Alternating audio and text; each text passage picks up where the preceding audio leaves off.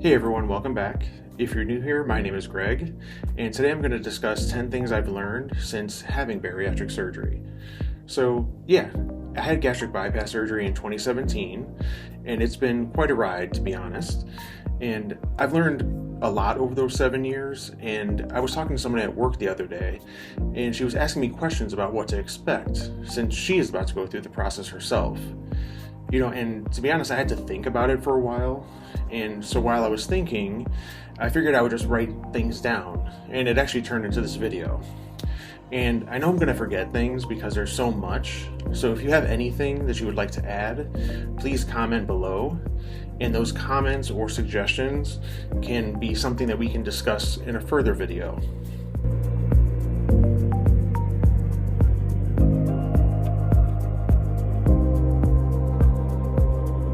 So I won't say that this is in any way a comprehensive list of all of the things I've learned, but I will say it's more of a list of things that stand out for me. So the first thing I had written down was expectation versus reality. When I first thought about having bariatric surgery, I had a certain expectation about how things would go. I thought that the surgery itself would be a piece of cake for me, and to be honest, it was. And I hate saying that because I know that it's not the experience for everyone, but for me, the surgery itself went very easily. I never had any issues, and the only way that I can even tell that I had the surgery today is that I can't eat a lot at one time. I think that the biggest thing that helped me in the beginning was that I'm a very compliant patient, and I did exactly what I was told to by my doctor. At the time that I had the surgery, I was also done with being fat. I knew that what I was doing and have done for the years prior wasn't working and has never worked. So I just did exactly what I was told to do. I did expect that after the surgery, the weight would just kind of melt away fairly effortlessly and that I would magically become a new person. And then I could return as that new person that nobody recognized and then just crush everyone who thought or said I couldn't do it. However, the reality was nothing like that. While the surgery provided me with a powerful tool for weight loss, it for sure wasn't a quick fix. I actually had to work really hard for all of 2 years to make lasting lifestyle changes and navigate through the various challenges along the way. That hard work wore me out, and so I was never able to destroy or crush any of my haters. So now I just don't care what anybody thought about me, and that's actually really empowering. So let's talk about that hard work. Exercise. Now, don't groan about it because I know exercise doesn't have to feel like a chore. I know I'm sitting in a gym, but it's not all about the gym and can be so much more than that. In fact, it can be a lot of fun once you find activities that you truly enjoy. Whether it's dancing, hiking, swimming, or trying out a new fitness class, there's so many different ways to get moving and have a blast while doing it. I know I personally can't just walk on a treadmill for hours on end or lift weights every single day either. I need to mix things up so that I don't get bored and burnt out. I will do kickboxing, step aerobics, dancing, isometrics, and I actually love isometrics. It's one of my favorite things to do. And if you don't know what it is, it's essentially using your body weight as your fitness equipment and holding that position for certain amounts of time. And actually planks are an example of isometrics, but there are so many other different things you can do to work each part of your body. And doing something like isometrics gives me time to think and breathe. And feel free to share in the comments what types of exercises you like to do, and that actually gives me some new ideas because I love trying new things.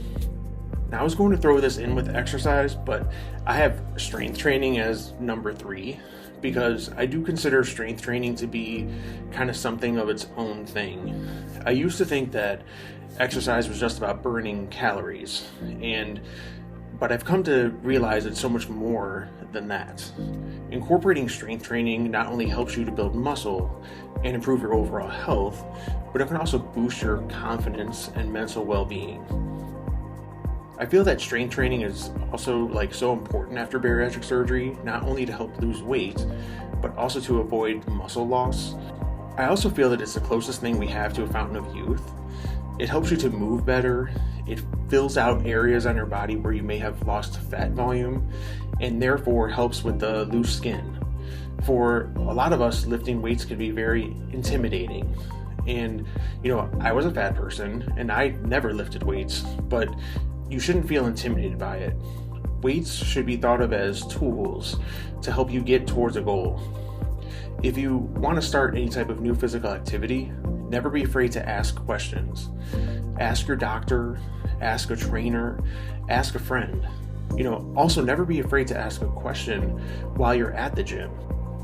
And, I think there are a lot of people out there who think that they're being judged by others when they go to a gym.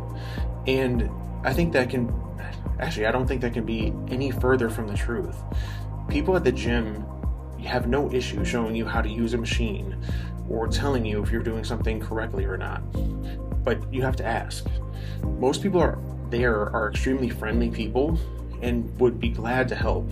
When I did go to the gym, I may have came off as standoffish, but it was only because I was in my own world while I was there. I had my music blasting and I was thinking about some nonsense that I was either listening to or watching on my phone.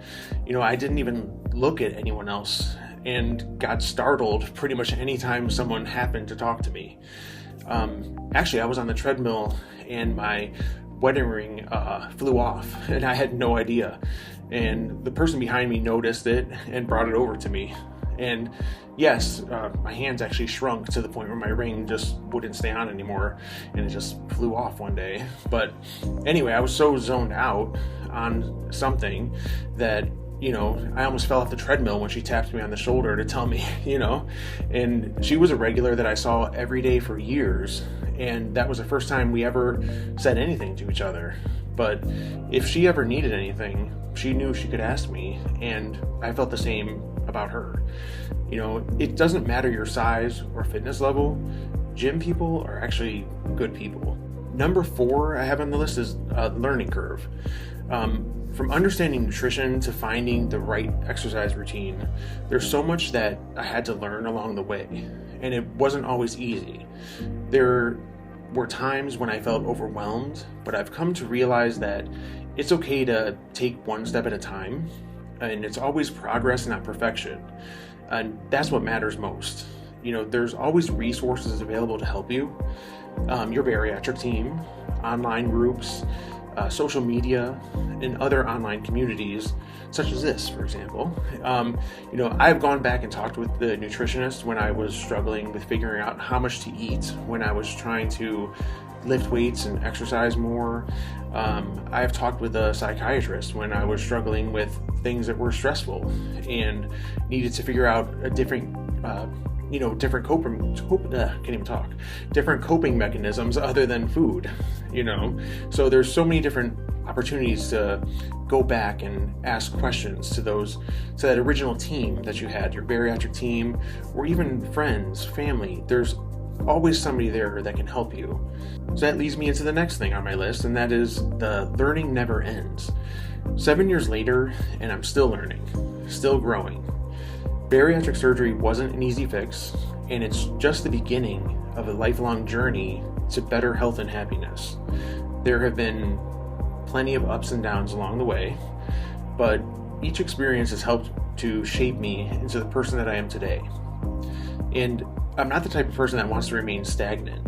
I'm not happy with same like every single day. I want to keep learning, and I want to keep pushing myself to be better, and not just physically, but mentally and emotionally. And for that, we need to be open to learning new things. All right, so this is a good one, and it's the 6th thing on my list, and that is plateaus.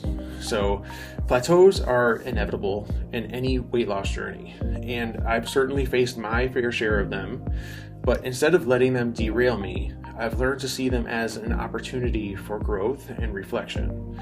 Whether it's adjusting my diet, increasing my exercise routine, or seeking support from others, there are always ways to push past the plateau and keep moving forward. And this really is where you need to be patient. This is not a race, and I think you should take this time to make small adjustments to your diet. Maybe you start by tracking your diet a little bit more. Maybe you need to increase the incline on your treadmill a little bit. But don't be drastic. Most of the time, it's just a very minor change that will make the difference. Also, your body sometimes just does not cooperate with the scale. So instead of panicking, take your measurements. Are your pants getting looser? Have you lost an inch off of each thigh? Are you getting more chest definition? These are things that are, a lot of times, they can't be measured on a scale. And most importantly, never panic, because plateaus are part of the process, and they could last a few weeks to even a few months. Okay, so the next thing I have on my list is social situations. One of the biggest challenges we face on this journey is navigating social situations, especially when it comes to food. So whether it's a family gathering, work events, nights out with friends, there's often pressure to indulge. But I've learned that with a little planning and preparation, it's possible to stay on track without feeling deprived at all. And firstly, we can't eat that much. So if you're out, fill up with the good stuff first. Hit the veggie tray and fill up with vegetables. Start with eating your protein first. Once you fill up with the protein, you're going to be less likely to even want to eat the cake, the cookies, the pies. Pie. But anyway, you can also bring something with you to the party. That way there's something that you can eat. Before you leave the house, you can eat something. That way you don't feel like eating when you get to the event. But don't avoid going. You did this so that way you could enjoy more of these types of events and spend more time with family and friends. So the next thing I have listed is self-confidence. And beyond the physical changes, one of the most rewarding aspects of this journey has been finding some self-confidence. For my entire life, I let my weight define me and hold me back from pursuing my dreams. But through this journey, I've learned to love and accept myself for who I am, regardless of the number on the scale. I still struggle with it, and I'm not sure that I will ever fully accept myself. I just don't think it's possible or even realistic at this point. But with that being said, I think that, there are things that I've missed out on that I will just never get back. Things that I would do now if I could go back in time. But you can't redo a prom. You can't go back and say yes to something that you said no to because you were embarrassed. You can't attend, a wedding or a family reunion again. Those things are over. And I stopped doing the things that I loved because I thought that there was no point in pursuing them any further, because I knew that my external appearance outshined any talent that I may have had. And honestly, I had to grow up too fast and completely shut off, a part of me that used to have dreams, the part of me that used to think that anything was possible. And at this point, it doesn't matter. I'm 45 and, I've learned to accept, that and moved on. But it is also, why I want others to learn to accept themselves as they are right now, while they're pursuing their weight and fitness goals. You don't have to wait until you reach a certain point. I want people to know that way of thinking is bullshit. Dream now and dream big, because you're awesome just as you are right now. So the next thing I have is setting sustainable goals. When I first started this journey, I had really lofty weight loss goals in mind, but over time I've came to realize that sustainable long-term success is about much more than just a number on a scale. It's about creating healthy habits that you can maintain for the rest of your life, because it is a lifestyle change and not some type of fad diet or quick fix. It does not happen overnight.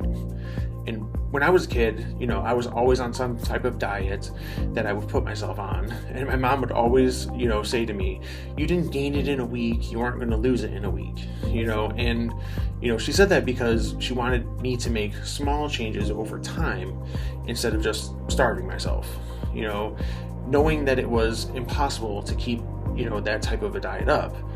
And, she was right, of course. And Of course, I did not listen. But you really do have to learn to be happy with any progress. And that progress is not always measured on a scale. That progress can be measured by so many different things, such as being able to go up and down stairs without getting winded, being able to ride your bike around town, for hours on end, or just going to the store on your bike, being able to walk at a flea market, taking your dog for a long walk, spending time outdoors with your kids. Some of the best successes and victories do not take place anywhere near a scale.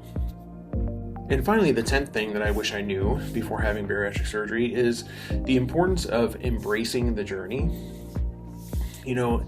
Every setback, every triumph, every lesson learned can bring you one step closer to becoming a better version of yourself.